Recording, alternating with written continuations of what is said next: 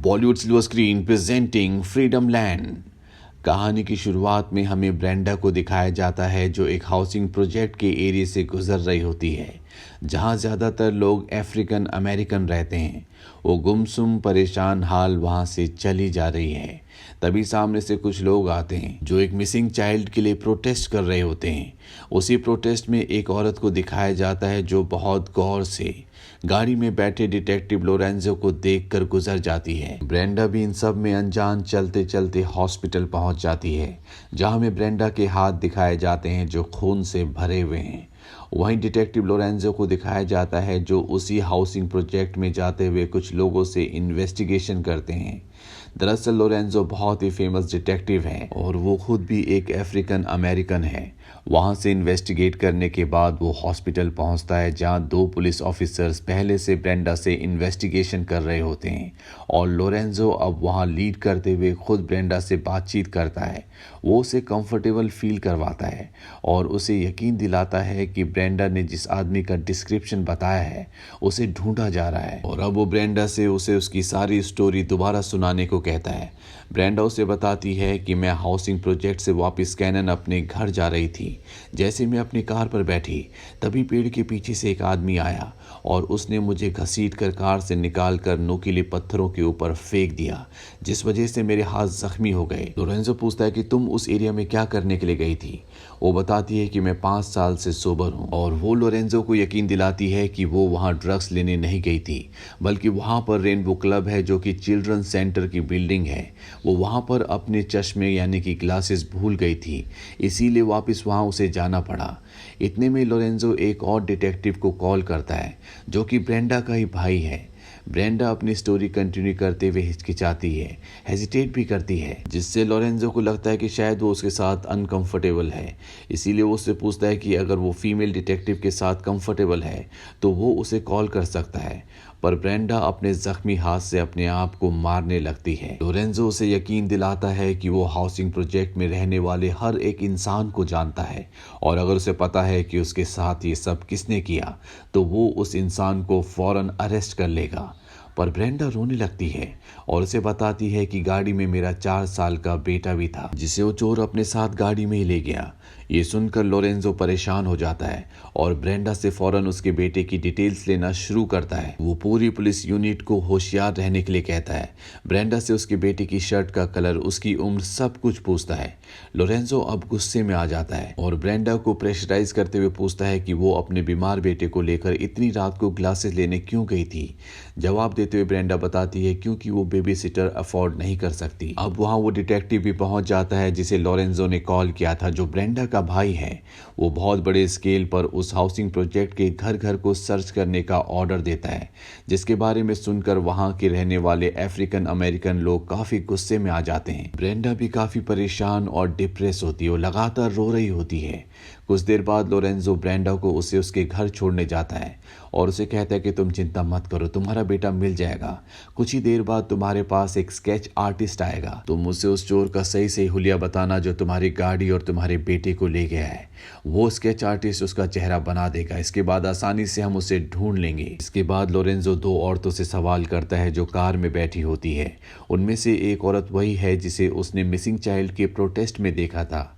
वो औरत उसे बताती है कि हम उन फैमिलीज की हेल्प करते हैं जिनके बच्चे खो जाते हैं। वो लोरेंजो को अपना कार्ड भी देती है। वो कहती है कि अगर ब्रेंडा को मेरी हेल्प की ज़रूरत हो तो उसे मेरा कार्ड दे देना। अगली सुबह जब लोरेंजो ब्रेंडा के घर पहुंचता है तो वहां पर डिटेक्टिव डैनी जो कि ब्रेंडा का भाई है वो पहले से मौजूद होता है। वो ब्रेंडा से पूछता है कि तुम्हें सही से कुछ भी याद क्यों नहीं है, कहीं तुम फिर से ड्रग्स तो नहीं लेने लग गई।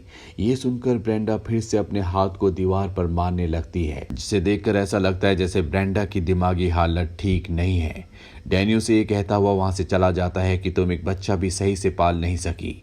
नेक्स्ट सीन में हमें कुछ पुलिस ऑफिसर्स ब्रेंडा के बनाए गए स्केच की हेल्प से एक आदमी को अरेस्ट करने के लिए जाते हुए दिखाए जाते हैं। जब डैनी को इसका पता चलता है तो वो उस आदमी पर टूट पड़ता है। वो उसे बहुत बुरी तरह से मारता है। सब उसे रोकने की कोशिश करते हैं। दरअसल डैनी बहुत ज़्यादा परेशान होता है। इसके बाद डैनी और लोरेंजो के बीच में आर्ग्यूमेंट्स होना शुरू हो जाते हैं। दरअसल लोरेंजो को ब्रेंडा ने जो भी कहानी सुनाई है उसे उस कहानी पर यकीन नहीं है। इसका साफ साफ मतलब ये है कि लोरेंजो को कहीं ना कहीं ब्रेंडा पर शक है। डैनी उसे कहता है कि तुम्हारे कहने का मतलब ये है कि मेरी बहन झूठी है और उसी ने अपने बेटे को अगवा किया। लोरेंजो कहता है कि मुझे सिर्फ इतना पता है कि जो वो कहानी सुना रही है उसमें बहुत सारे झूठ हैं। इसके बाद लोरेंजो उस औरत से मिलता है जिसने उसे अपना कार्ड दिया था और मिसिंग चाइल्ड को ढूंढने में उसकी हेल्प करने का वादा किया था। लोरेंजो से कहता है कि तुम मेरे लिए काम करोगी और ब्रेंडा से बात करके मुझे रिपोर्ट करोगी। दरअसल ब्रेंडा के बेटे को खोए हुए अब बहुत वक्त हो चुका है। इसके बाद वो औरत अपनी टीम के साथ ब्रेंडा से मिलने जाती है और उसे बताती है कि मैंने खुद भी अपने बेटे को कुछ साल पहले खोया है और उसे कन्विंस कर लेती है कि उसे भी अब मान लेना चाहिए कि उसका बेटा अब इस दुनिया में नहीं रहा। हमें उसे नहीं बल्कि उसकी डेड बॉडी को तलाश करना होगा। ब्रेंडा उसकी बात मान लेती है। अगली सुबह एक बहुत बड़ी सर्च पार्टी उस बच्चे की डेड बॉडी की तलाश में फ्रीडम लैंड के एरिया में जाती है।